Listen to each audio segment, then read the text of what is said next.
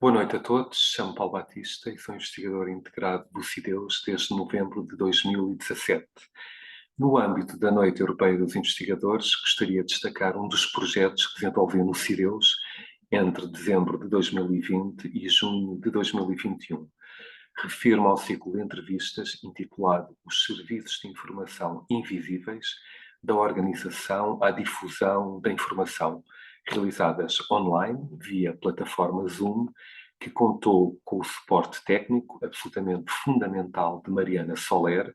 e o design dos magníficos materiais de divulgação produzidos por Francisco Brito, meus colegas no CIDEUS, para além de todo o apoio, desde o primeiro momento, da diretora do CIDEUS, a professora Hermínia Vilar,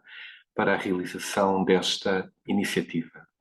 Como se depreende pelo título, este projeto assentou num conjunto de entrevistas a responsáveis de arquivos, bibliotecas, centros de documentação e museus que considero pouco conhecidos do grande público e a reconhecidos professores, investigadores, mas também a um gestor que trabalharam a documentação relativa a alguns grandes temas na área dos arquivos, nomeadamente os arquivos maçónicos, políticos e empresariais, arquivos que justificam uma ainda maior atenção em termos de investigação mensurável, por exemplo, na produção de mais dissertações de mestrado e teses de doutoramento. Para tal, esta iniciativa assentou num conjunto de 13 entrevistas efetuadas entre 16 de dezembro de 2020 e 14 de junho de 2021, com a finalidade, como assinalado, de dar maior visibilidade, por um lado, a um conjunto de serviços de informação que ainda não são do conhecimento do grande público e, por outro, à documentação de determinadas áreas de arquivos que se encontram nessa mesma situação. Estas entrevistas tiveram transmissão em direto pelo Facebook do CIDEUS, seguido da disponibilização dos respectivos vídeos na mesma plataforma, nomeadamente das seguintes instituições e personalidades. A 10 de dezembro, a entrevista inaugural do projeto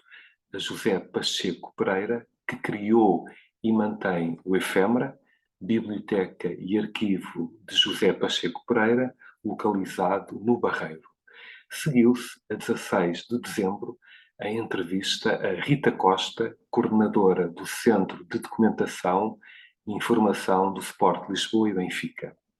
A primeira entrevista de 2021, a 11 de janeiro, foi ao professor catedrático do Departamento de História da Faculdade de Letras da Universidade de Lisboa, António Ventura, sobre os arquivos maçónicos ou arquivos da maçonaria. A entrevista seguinte, a 18 de janeiro, foi efetuada ao professor Adelino Cunha, da Universidade Europeia, sobre os arquivos políticos. A 9 de fevereiro realizou-se a quinta entrevista a Filipe Bettencourt, diretor do Museu de Fotografia da Madeira, Ateliê Vicentes, que se encontra no Funchal. A sexta entrevista, a 22 de fevereiro, foi a Nuno Marçal, responsável pela Bibliomóvel da Biblioteca Municipal de Proença Nova. De seguida, a 8 de março, os entrevistados foram os professores Armando Malheiro da Silva e Luís Urbano, respectivamente professor catedrático do Departamento de Ciências da Comunicação e da Informação da Faculdade de Letras da Universidade de Lisboa e arquiteto e professor na Faculdade de Arquitetura da Universidade do Porto, que nos vieram falar sobre a Fundação Marques da Silva, de cujo Conselho Diretivo fazem parte, situada no Porto. A 22 de março foi a vez de dar voz à Casa da Arquitetura, localizada em Matosinhos, através da entrevista a Nuno Sampaio, diretor executivo desta instituição, e a Ana Filipe, coordenadora do Departamento de Arquivo e Biblioteca da mesma. A próxima entrevista desta iniciativa foi a Paulo Veiga, CEO da EAD, empresa de arquivo e documentação que se encontra em Palmela, sobre os arquivos empresariais. Na 10ª entrevista, a 19 de abril, escutámos a professora Raquel Henriques da Silva sobre o Museu do Neorrealismo, situado em Vila Franca de Xira, de que é diretora científica. Na entrevista seguinte, a 10 de maio, foi a vez de ouvir a professora Cristina Freitas sobre o arquivo da Universidade de Coimbra, de que é diretora. Quase no final deste projeto, a 17 de maio, entrevistei Zélia Parreira, diretora da Biblioteca Pública de Évora, e, finalmente, a 14 de junho de 2021, concluiu-se este ciclo de entrevistas com Rita Rato, diretora do Museu do Aljube, Resistência e Liberdade, em Lisboa. A escolha deste equipamento cultural para encerrar a presente iniciativa foi algo que defini antes da primeira entrevista. De facto, fiz questão que a derradeira entrevista deste projeto fosse sobre o Museu do Aljube, Resistência e Liberdade, já que, em tempos de intolerância, xenofobia, racismo e populismo demagógico, como os que infelizmente vivemos, é fundamental a mensagem do que este museu, dedicado à história e à memória do combate à ditadura, representa, e a importância da conquista da liberdade e da democracia. Por conseguinte, pretendi com estas entrevistas criar um espaço de partilha de testemunhos e experiências com o objetivo de permitir um melhor conhecimento sobre os arquivos, bibliotecas, centros de documentação e museus que referi, mas também sobre os arquivos maçónicos, políticos e empresariais pelas razões mencionadas. Para tal, no primeiro caso, sobre os supraditos serviços de informação, foram colocadas perguntas aos respectivos responsáveis sobre os seguintes aspectos: o enquadramento, como a sua origem, mas também a sua missão, visão e competências, seguido da caracterização do espaço, a caracterização dos seus colaboradores, os serviços disponibilizados, conservação e preservação, difusão e, finalmente, o futuro. Ou seja, como é que os responsáveis destes equipamentos projetavam que os mesmos se viessem a encontrar dentro de cerca de 20 anos. Com uma ou outra variante, foram estas as questões colocadas. Já no que respeita aos arquivos maçónicos, políticos e empresariais, o guião deste questionário foi totalmente diferente, sobretudo nos dois primeiros, já que assente na vasta obra publicada pelos entrevistados, de que destaco o exemplo do professor Adelino Cunha, autor das biografias dos mais distintos quadrantes políticos, como é o caso de Álvaro Cunhal, António Guterres ou Cavaco Silva, o que implicou da minha parte a leitura das mesmas, de forma a poder colocar perguntas sobre cada um deles, ou seja, estas 3 entrevistas tiveram dificuldades acrescidas quando comparadas com as restantes, que obedeceram a uma estrutura comum. Muito importante, o público seguiu esta iniciativa em direto, através do Facebook do Cideus, teve a oportunidade de colocar questões aos entrevistados através dos comentários publicados nesta rede social e que foram respondidos no final.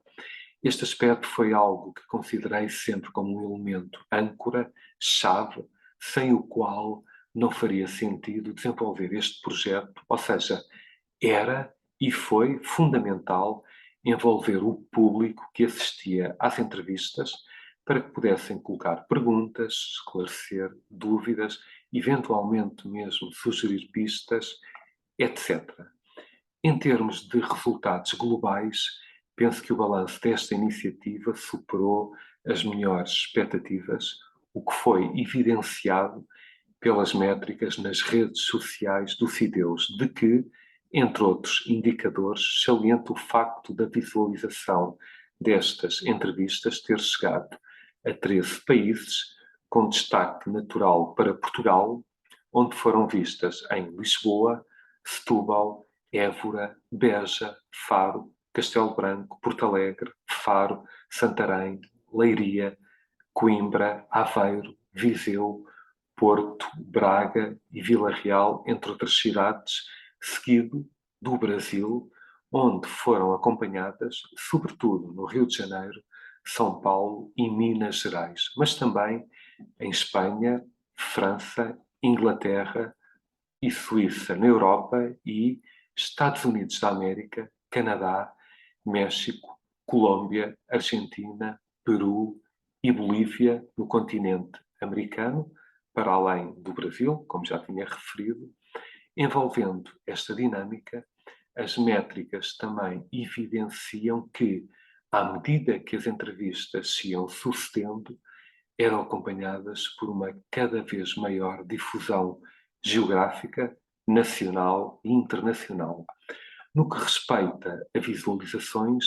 neste momento, à data de hoje, o total das 13 entrevistas já está muito perto das 50 mil, quando, no final do projeto, portanto, a 14 de junho de 2021, tinham apenas cerca de 22 mil. Ou seja, as visualizações não param de aumentar muito para além dos números iniciais, o que indica que estas entrevistas continuam a suscitar interesse. Estes números, foram maioritariamente alcançados num período de pandemia, ou seja, em que o novo coronavírus, SARS-CoV-2 e a Covid-19 colocaram novos desafios aos supramencionados serviços de informação, obrigando os seus responsáveis e colaboradores a adaptar-se a novas formas, a novas metodologias de trabalhar, permitindo, por isso, compreender de que modo é que nessa fase foram capazes ou não de se reinventar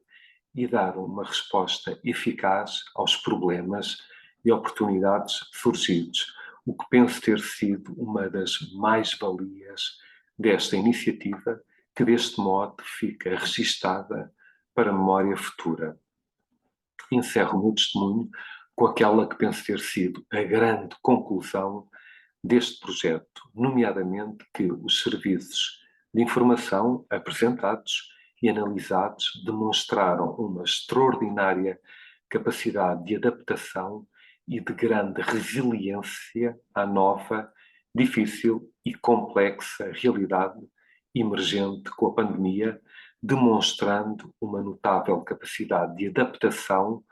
e respondendo de forma bastante eficaz aos problemas e oportunidades surgidas.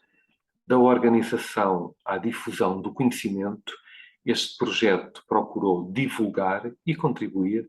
para um melhor conhecimento dos arquivos, bibliotecas, centros de documentação e museus portugueses e da respectiva documentação à sua responsabilidade junto do grande público, contribuindo deste modo para sensibilizá-lo para a inovação e investigação realizada nos mesmos e para a aproximação entre a ciência, os cientistas e investigadores e a sociedade civil. Muito obrigado.